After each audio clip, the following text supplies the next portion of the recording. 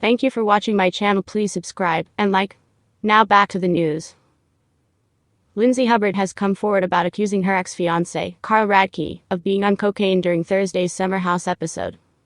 After watching back this week's episode, I wish I had used better wording, she wrote on her Instagram story Friday.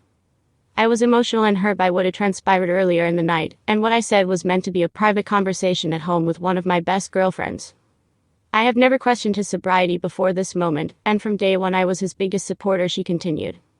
I have always been transparent on the show about my feelings and leaned on my friends for support, and that was my only intention here.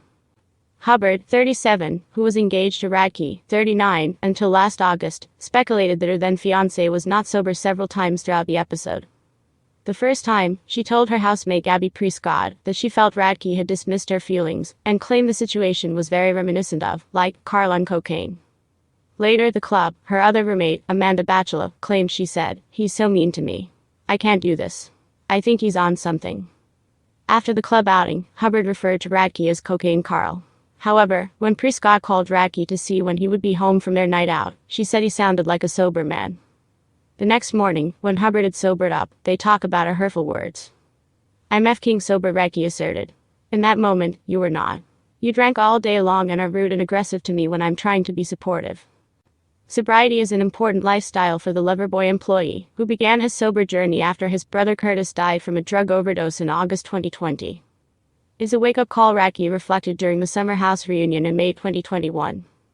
"This was a path my brother went down, and clearly the path I've been choosing can sometimes lead me down that way. I can't live like that."